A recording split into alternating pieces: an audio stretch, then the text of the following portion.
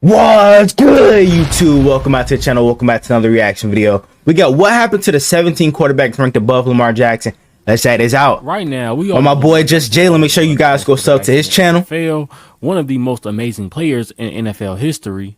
And we all know how good he was in college. I mean, he's one of the best college quarterbacks of the 21st century. He won the Heisman Trophy. And if it wasn't for Lamar, Louisville probably would have had some bad seasons.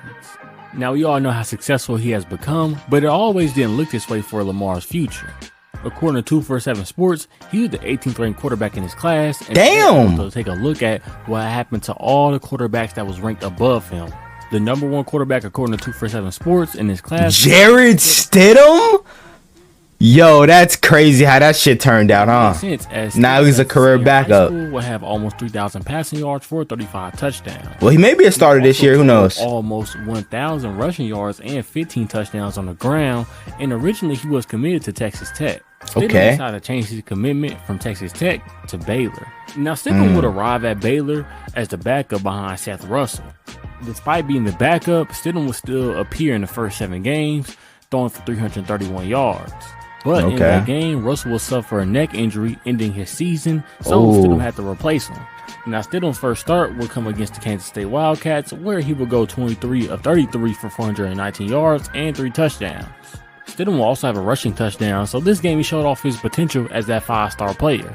He would then go on to start a couple more games, and then on November 25th of 2015, head coach of Baylor, Art Briles, would announce that he suffered a chipped bone on his ankle. Oh, now, this shit. End Stidham's season for good, but he had a good true freshman season as he had 1,200 yards and 12 passing touchdowns with just 2 interceptions. Okay, bad news that's pretty good. Baylor, though, as they would have a sexual abuse scandal during the season, and many of their coaches were either fired or they resigned. Oh, hell no. Freak ass school. What the hell y'all got going on? This P. Diddy ass school. The satisfaction of being Russell's backup. Come on now. By 7, Stidham would then enter the transfer portal, and after spending a semester at McLennan Community College, he would then announce his commitment to Auburn. Now, Stidham's first season at Auburn was actually really good. He had 3,100 passing yards and 18 passing touchdowns with just 6 interceptions. The most impressive thing that season for Stidham at Auburn was the fact that they beat number 2 Georgia and number 1 Alabama. The highest Auburn would be ranked this season is number 2 in the college football playoff poll. They would also win the SEC West and make it to the SEC championship game. That was the last time they won the SEC West. Lose to Georgia and get knocked out of the college football playoff. Yeah, fuck Auburn. Would then play UCF. Fuck Auburn, bro. In which they would lose, and then UCF. I still have not forgot about the kick 6, bro. I still hold a grudge against that. Will be thrown into Heisman talks. Once again, Stidham will have a very good season, but Auburn did not, as Auburn will go 7-5, but Stidham did have 2,700 passing yards, 18 passing touchdowns, and just 5 interceptions. Stidham would then forego his senior season of college and enter the draft, where he was picked in the 4th round, 133rd overall. And since he was picked by the Patriots, he'll be playing behind Tom Brady. Yeah. And you know, his first season, he wouldn't see much playing time. Nope. Even after Tom Brady left, he wouldn't see much playing time because the Patriots ended up signing Cam Newton. Wow. NFL MVP. Stidham wouldn't play at all his 3rd season in New England, ending his tenure with just 270 yards, 2 passing touchdowns, and 4 interceptions. And then I think he went to the Raiders after that, right? Raiders would then take a chance on Stidham as they signed this game was crazy against the Niners. Over 600 yards, and he would start 2 games. The 2023 season, Stidham spent with the Broncos, and it looks like he's going to do the same for the 2024 season, backing up Bo Nix. Or he may start. Who knows, man? The second highest quarterback. Hopefully, Bo Nix starts. Was none other than Mr. 9 mistakes ahead of me, Josh. Josh Rosen, bro. What a bust this kid was, huh? In high school, Rosen would accumulate over 11,000 passing yards. Nigga thought he was sweet. Touchdown. Rosen was named LA Times Player of the Year, and he would long face ass nigga in his junior season and then fully commit during his senior season in September. Rosen would start the season against Virginia as a true freshman, where he would have 351 yards and 3 touchdowns. Big ass knee brace. UCLA would win this game 34-16, and Rosen would be the first freshman quarterback to start for UCLA. Bro, yo, this thing, like, his facial structure is just weird. They got a long ass neck, big ass ears, bro. This nigga can hear a goddamn mouse from like 15 miles away, nigga. Like, what the hell? Long ass nose. An opener. The rest of Rosen's true freshman season. And this nigga thought he was sweet in football, bro. Nah. No, buddy. 11 interceptions. Might have been sweet in college, but shit, you were ass cheeks in the NFL level. Let's keep it a buck. Looking to build off his true freshman season, Rosen looked destined to make his mark as one of the best quarterbacks in the nation during his sophomore year. Rosen would play the first 6 games of his sophomore year, but he would end up getting hurt against Arizona State, where he had an amazing game throwing for 400 yards. The shoulder injury would put Rosen out for the season, and UCLA will go 1-5 for the rest of the year. His junior season would start out great as they would beat Texas A&M 45-44. I mean, Texas A&M has always been ass, so 4-point deficit, and Josh Rosen will have a game-winning passing touchdown with 48 seconds left to go. The following week against Hawaii, Rosen will have a career-high 5 passing touchdowns in a 56-23 win over Hawaii. And around early to mid-October, Josh Rosen's name you will see start to show up a lot more at that #1 pick in NFL mock drafts. At the end of his junior season, Rosen will have 3,700 passing yards, 26 touchdowns, and just 10 interceptions. Okay. Rosen would then forego his senior season and enter the NFL what is his draft, face, gang? Picked 10th overall by the Arizona Cardinals. And in the press conference after being drafted, he would famously have a quote saying that it was 9 mistakes ahead of him in this draft. And this seemed to Who went before him again? Would then go on to win a couple Super Bowl rings, and now he looks like a future Hall of Famer. And if we was living in La La Land, that would have happened. But instead, Josh Rosen was one of the biggest mistakes in that draft. No, for real. Make it 10 mistakes, nigga. 14 interceptions, and they had the #1 pick once again, and they would draft Kyler Murray to replace Josh Rosen. Damn. The Cardinals would then trade Rosen to the Dolphins. He would then go on to sign with Tampa Bay, San Francisco, Atlanta, Cleveland, and Minnesota. Rosen's career would never accumulate to anything at any of these places, as he would end his career having 12 passing touchdowns and 21 interceptions. 21 interceptions, crazy. The third-ranked player in this class was none other than Blake Barnett. Barnett would have a good high school career, then he would commit to Alabama. Barnett wasn't the only true freshman that they were bringing in, though. They also brought in Jalen Hurts. Oh, and shit. These two would actually have a quarterback in the first game. No wonder why I never heard this dude's name, bro, because Hurts beat him out for the starting job. Barnett would actually play early on in this game, but by the time halftime came around, Hurts was basically the full-time starter. Barnett would only appear in 3 games, and he would sit and watch true freshman Jalen Hurts lead Alabama to a national title appearance. With meaningful snaps looking unlikely for Barnett at Alabama, he would then transfer to Arizona State. Even at Arizona State, Barnett still couldn't get the starting job as he was backup to Manny Wilkins. Wow. And once again, Barnett went into the transfer portal, and this time he would land at USF.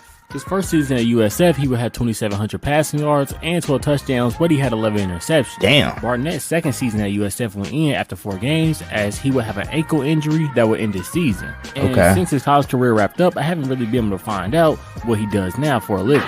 Wow, bro. Kyler Murray. If you don't know, Kyler Murray was that dude in high school in Texas. Kyler Murray has been the only player named Mr. Texas Football twice in the state of Texas. He will also be named Gatorade Player of the Year, and he will go undefeated as a starter in high school, going 4-2-0. And nice ass run. Championships. Now, Murray would commit to Texas A&M to play football, and he would commit there and play baseball as well. When Murray first got there, he was I forgot he played baseball too. As Texas A&M had Kyle Allen, so Murray would only get in usually during Wildcat formation. But after 2 straight losses in October, Texas A&M decided to open up the position battle again. Murray would then win the starting job, and in his first start, he would throw for 223 yards and rush for 156 yards and a touchdown both on the ground and passing. Okay. He would then go on to start 2 more games against Auburn and Western Carolina, and then he would be sidelined for the rest of the season with an injury. Yikes. And after an up and down true freshman season, he transferred, right? Transfer to Oklahoma, where of course he had to sit out a year, and then his first year really there playing, he wouldn't start either. Baker Oklahoma had Baker Mayfield, who was considered. That's crazy. That was a quarterback room there for them. And bro, Oklahoma had a lot of fucking weapons that year too. They had CeeDee Lamb, Mark Andrews. Who else? Who else did they have? I feel like I know I'm forgetting some people. They had Hollywood. Like, bro, season against West Virginia. Oklahoma had some weapons, gang. Baker Mayfield left, and Murray was the starter, and he would have a really great season. Throwing for 4,300 yards, having 42 passing touchdowns, he will also have over 1,000 yards on the ground with 12 rushing touchdowns. Okay. Due to him having such a great season, the Heisman Trophy winner, and he would lead Oklahoma to an Orange Bowl appearance. After losing in the Orange Bowl, he would then forego his senior season, and he went into the NFL draft, or he was picked number 1 by the Cardinals, and he would choose the NFL over the MLB. Individually, Murray has had a successful career. Team-wise, though, making bank. Hasn't been too successful. Murray has over 15,000 passing yards, and he has that was disgusting. Offensive Rookie of the Year. Team success-wise, though, he's only led the Cardinals to the playoffs once, and in that game, he had 2 interceptions and no touchdowns. Also, the Cardinals have failed to really get him a consistent offensive line. Yeah. Okay, who's next? Now we move on to Brandon Wimbush, who threw for over 3,000 yards his senior season, and the fuck is this? Quarterback in the state of New Jersey. Out of high school, Wimbush would commit to Notre Dame, where he would play 2 games in his freshman season. Then he would redshirt. Why the hell he look like Jaden Daniels right here? Season. Wimbush's first start came against the Temple Owls, where he had 184 passing yards and 2 touchdowns. Okay. It seemed like this season he was kind of just scratching the surface of what he could be, as he had 1,800 passing yards and 16 passing touchdowns. He also had 800 rushing yards. Damn, what a throw! Touchdowns. That potential was never fulfilled, though, as next season he did start, but due to some struggles, Ian Book came in and replaced him. Getting replaced by Ian Book is crazy. Against Florida State, and after that, he would end up transferring to UCF. At UCF, Wimbush would start 1 game and appear in 6 games, but he really wouldn't do anything there. Wimbush wouldn't have much of a pro career, and the latest news I can find of him is in 2021, he became the CEO of an NIL company. The next quarterback on the list is Ricky. Hey, he kind of, you know what I'm saying? He's kind of successful now, bro. Maybe football's not for everybody, bro. You know what I'm saying? Maybe he finally found his calling card.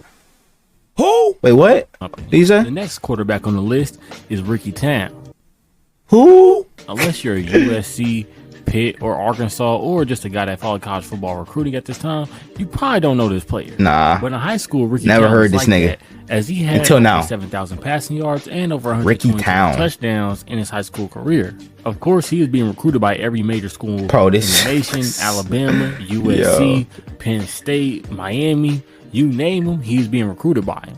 Ultimately, though, he decided on USC, where he would enroll after graduating a semester early in spring of 2015. Not too long after, though, in the fall, he would actually decide to leave USC and transfer to Arkansas as a true freshman. After just 1 season in Arkansas, he would decide to transfer again, but this time to Ventura College. While at Ventura, he would throw for 1,100 yards and 12 touchdowns and earn himself a scholarship to Pitt. At Pitt, Town would appear in 3 games and throw a whopping 1 pass for 15 yards. After that 1 season, it would announce that he'd be leaving Pitt due to family reasons, and since then, I haven't been able to find nothing on him. So someone in the comment section, let me know if you do know what Ricky Town is up to today. I hope he's okay, though. Who next? Brady White is the 4th. Brady White. I feel like I've heard his name before. Top 10. Brady was an All-American in high school, and he would commit to Arizona State, surprisingly. At the time, and it's still the case, White is regarded as one of the top recruits in Arizona State history. In his first 2 seasons at Arizona State, White just couldn't stay healthy, as he played 4 games his true freshman season, and then during his sophomore season, he appeared in just 1 game. After those 2 seasons with the Sun Devils, White would announce he would transfer to Memphis, where he would find a nice home. Spending 3 years at Memphis, White would have 10,690 passing yards, 26 touchdowns, and he would help Memphis go to 3 straight bowl games, and he would break Memphis passing records for touchdowns, passing yards, and wins as a starting quarterback. After those 3 years, White decided to go to the NFL draft, where he was not selected, but he did get a training camp invite by the Tennessee Titans. Damn. The invite would lead to not much, and then he was signed with the Tampa Bay Bandits. Okay. That's what I think this is where I heard his name from. Okay. Then he would go to the Memphis Showboats. With the Showboats, he would have 2 passing touchdowns and 323 passing yards. This is where I heard his name from. Today, White is on Arizona State's football coaching staff, so shout out to him. Travis Johnson was also another quarterback from California. He would play at Survey High in Anaheim, California, throwing for over 3,000 yards and rushing for over 2,000 yards. Johnson would commit to Oregon, where in his first season it would end early due to injury. He would redshirt in his second season, and by the time of the spring in his third season, he would end up transferring. The place he would end up would be Riverside College, where he would throw for 300 yards and 3 touchdowns. He will also have 400 yards rushing and 3 touchdowns rushing. He would then opt to go to Montana State, where he would be a do-it-all type of guy. He would be 3rd on the team in rushing, 3rd on the team in passing, and 2nd in receiving, and he was named first team All Big Sky. He would then go to the NFL, where he wouldn't be drafted, but he would land on the Tampa Bay Buccaneers, where he was on a Super Bowl winning team. And wow, bro got a free ring. Is that he got released after getting a DUI in 2022. Damn. Nigga got that ring and just crashed out. Juwan Jennings was the 9th ranked quarterback in his class. Wait. Oh, wait, he was a quarterback before he before he was a wide receiver? Jennings was a quarterback in Murfreesboro, Tennessee for Blackman High School. Now, Jennings would commit to Tennessee as a quarterback, but when he got on campus, they would move him to wide receiver due to his skill set. In his first season, Jennings didn't do too much. I feel like we see that a lot now with black QBs. They be trying to move him from quarterback to wide receiver. I feel like that's a little bit racist, but he would look good off that season in 2017, but that didn't get to happen as he only played one game due to a wrist injury, and then he would get dismissed from the team. His fourth season with the Vols, he would have 400 yards and 3 touchdowns, but his last season would be his best. In his last season with the Vols, he would have 969 yards to go along with 8 touchdowns. Jennings would then enter the NFL draft, where he would be picked in the 7th round by the San Francisco 49ers with the 2. He's been solid for them too. Pick. So far, Jennings has spent 3 years in the league, and all 3 years have been successful. So far, in those 3 years, he has 963 receiving yards and 7 total touchdowns. His best stretch of games came this past postseason, where he had 10 catches for 111 yards. Jennings would actually help the 49ers get to the Super Bowl, where he would actually catch and pass for a touchdown. And with Jennings signing an extension this offseason, it's safe to say that he'll be in the league for a good amount of years.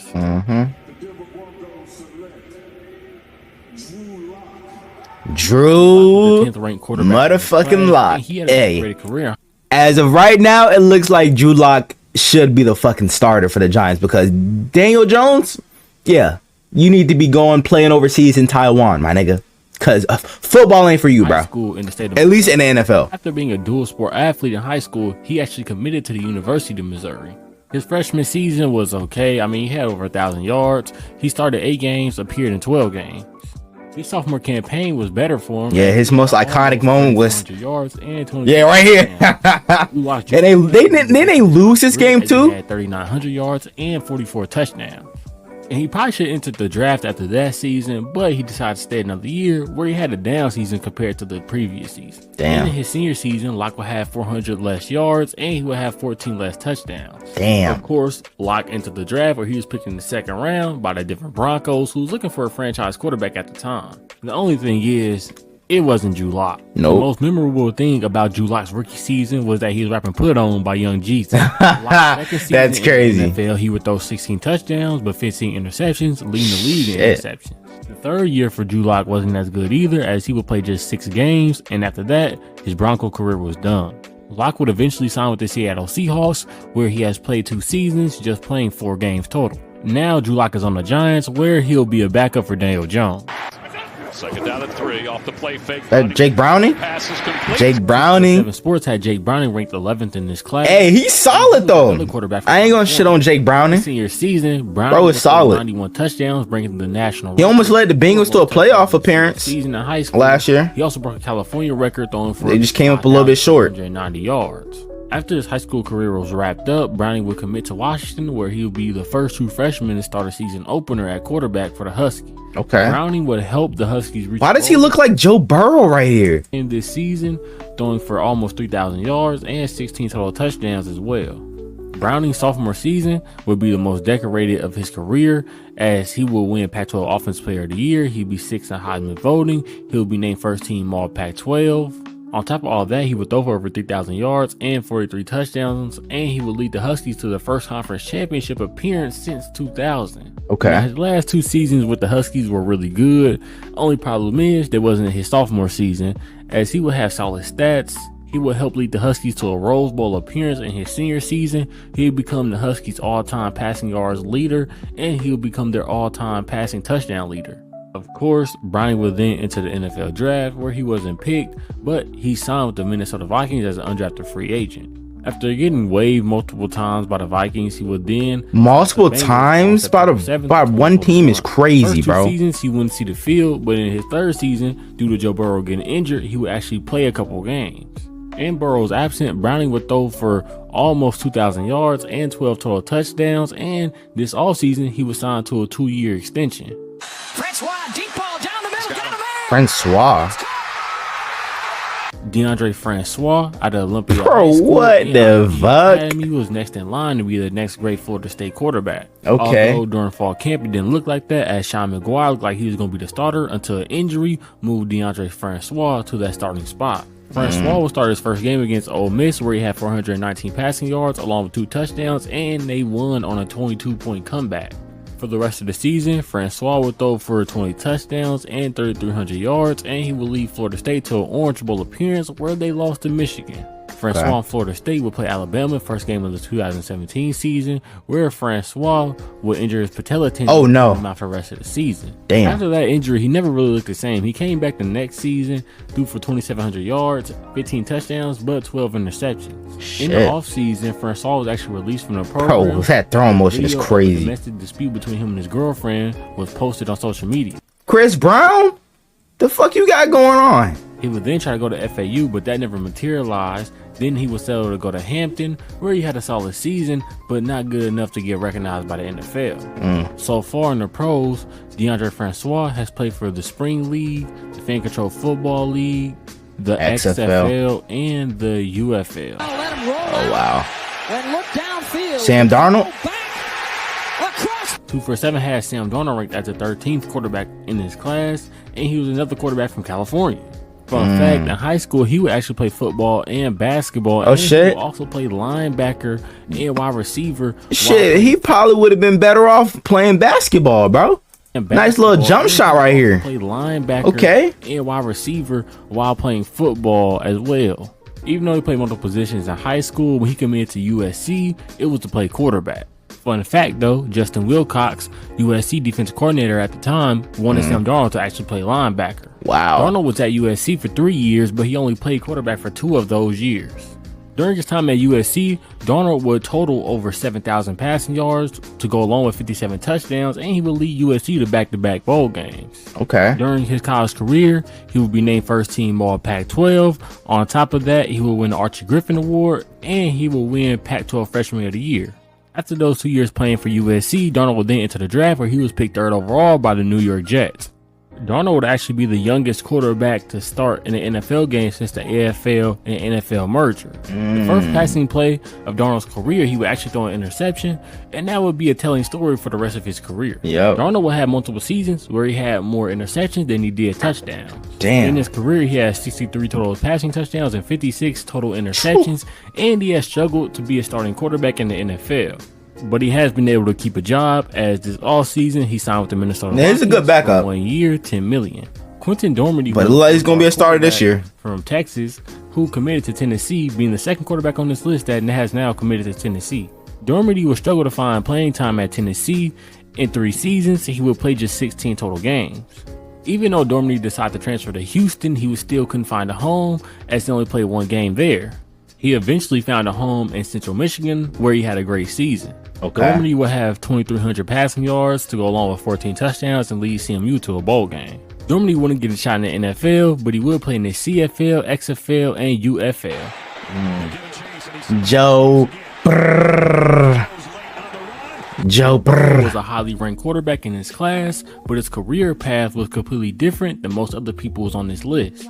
Burrow was a four-star quarterback in the state of Ohio, and with him being from Ohio, he would commit to Ohio State. He would transfer to LSU, and then he would sit behind JT Barrett the next 2 years. After JT Barrett left, he still wouldn't get to start because Ohio State had to RP Dwayne Haskins, bro. So Burrow decided to transfer to LSU, man. where he would become an all-time great college quarterback. His first season at LSU, he would have 2,800 yards and 16 touchdowns, but nobody knew what was in store for next season.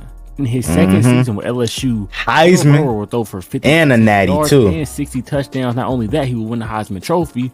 He will also be the leader of arguably the greatest offense in college football history, and they would win a national title. Of course, after this season, he would enter the draft, where he was picked number 1 overall by the Cincinnati Bengals. Now, his professional career has been good. It's just kind of been injury riddled also. So far, Burrow has 14. He's dealt with injuries almost every season of his career. He also reached the Super Bowl and helped the Bengals reach the playoffs twice. But in his first season and this past season, he suffered 2 season-ending injuries. But of course, Burrow's one of the most talented quarterbacks in the NFL, and if he's able to stay healthy, he will have a long career. Ty Story was the second to last quarterback ranked above Lamar Jackson in the rankings, and he was a 4-star from Charleston, Arkansas. Fuck is this nigga? Story would then commit to Arkansas, where he spent 2 years of his college career, where he wouldn't really play at all. His third year at Arkansas, he finally got playing time, where he had over 1,000 yards, 11 touchdowns, but he had 10 interceptions as well. And for his last year in college, he would actually transfer to Western Kentucky, where he would have 2,500 yards, 14 touchdowns, and just 7 interceptions. Okay. And the latest news I can find on Story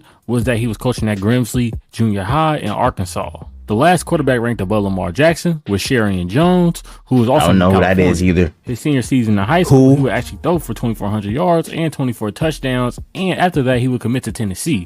Why did Tennessee take 3 quarterbacks ranked inside the top 20? I don't know, because all 3 of them weren't going to be able to play quarterback. For real, bro. Even really play at Tennessee got going on. 3 years there, he would actually decide to go JUCO. While playing JUCO, he passed for 2,100 yards and 17 total touchdowns in just 1 season, and then he would commit to New Mexico.